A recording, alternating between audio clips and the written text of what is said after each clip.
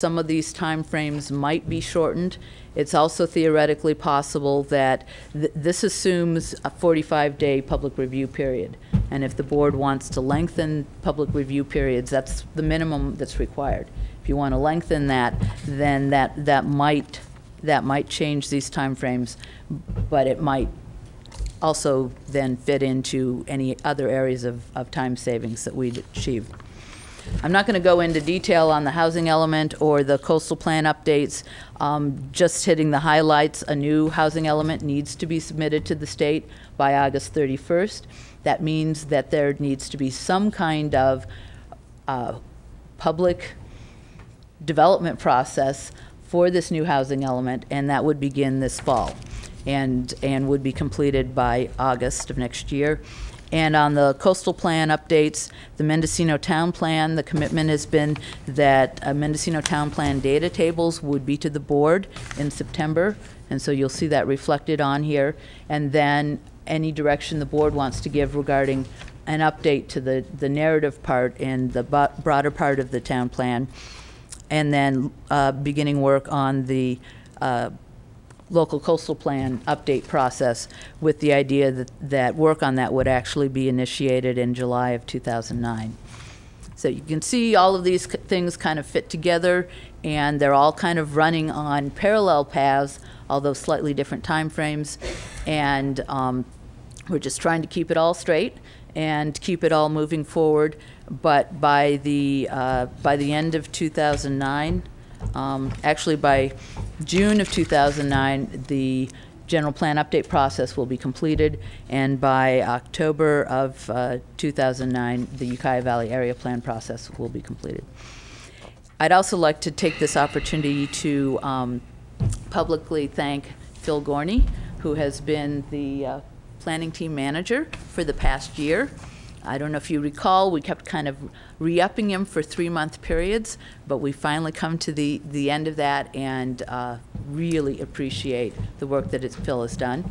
I'd also like to then introduce Audrey Knight, who is on a contract basis replacing Phil as the planning team manager, and will be taking us through the next steps on this process. I'd be happy to answer any questions. Supervisor Pinches. I don't really have a question. I just got a couple of comments. We were told a year ago that this whole process would be done by December 2008. Now it's December 2009. If you look on our consent calendar today, we're spending another $750,000 for this, for their time extensions. We're going to do a water study that's probably the information which has been requested from LAFCO, from the water districts, for a couple of years now. Some of the information is already there. That water study is going to cost us, for the term of it, over $1,000 a day to do. I just wanted to make this board aware of those costs. You're talking about 100% general fund dollars to do this. So these delays, and I guess trying to cross every T and dot every I, is certainly costing the taxpayers of this county a lot of money. I don't know what the total cost of this minor tweaking of our existing general plan is going to end up costing us, but it's in the many millions of dollars. But I just want to make the board aware of what, and now it's another year. I don't know if I have any more indication now of what we did a year ago when it was said it was going to be wrapped up in December of 2008. It'll be wrapped up in 2009. So it seems like it just goes on and on and on. At what point, once you're halfway through your new growth element, at one time do you start talking about the new second general plan update and how many millions that's going to cost and where's it going to get us? I mean, this whole process has to classify under the heading of ridiculous. Supervisor Delbar. Thanks, Mr. Chairman. Supervisor Pinches, I agree with you on everything except for one point, and that was there was actually a timeline before the end of this year that this was supposed to have been done, and we missed that one as well. And the board directed that it be done by the end of this year, and when I first looked at this, I assumed it was a typo, where it's the end of next year, but apparently it's not.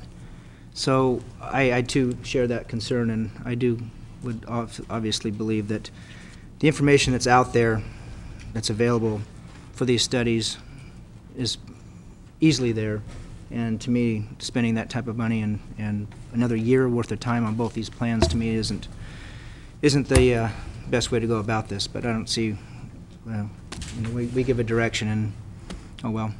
But I'm not pleased, but I guess that's a choice we don't have.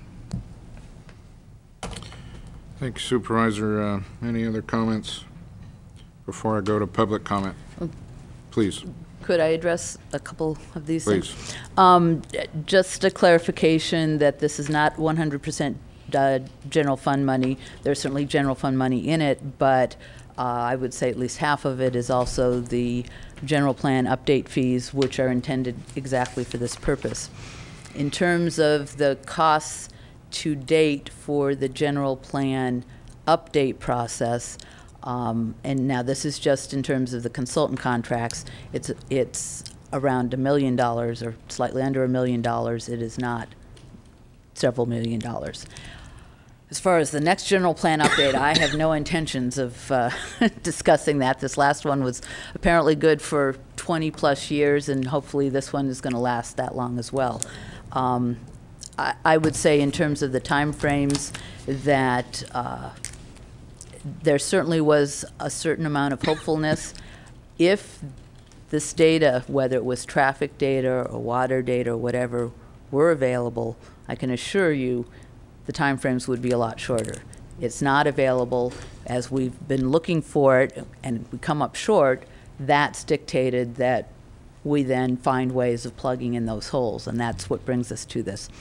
Last clarification, these additional funds are not because of the time delays. The additional funds are to complete the process. It's work that needs to be done. So the time frames are, it completes the work, but it's not the time itself that's adding to the cost. Supervisor. As far as this water study, LAFCO's been trying to get the information from the water districts to come up, what their needs are in these water, actively for the last 2 years now, without very much success. What makes you believe that this $100,000 consultant can put more pressure on or have a better result than LAFCO has been able to get in the last 2 years? We are aware that it's going to take the consultants and staff and possibly pressure and direction from this board to get the level of cooperation we're going to need. But that's exactly what we're up against and why we're ending up doing this, because the information hasn't been available and because other attempts to get it haven't been successful. And we come up against the wall, we've got to do it. This is where I guess the buck stops. And unfortunately, it stopped on our time frame and our watch. And we're going to do our best to make this be the study that gets the information that we need. If I can add to that, it has not been for lack of prodding, pushing, pleading, arm twisting, or beating from the LAFCO representatives to these special districts to bring forward something, anything, to meet the letter of the law. There is no teeth to the law requiring MSRs. It was a mandate of the state that just said, you counties, thou shalt do this. On the back side of it, without the studies being done,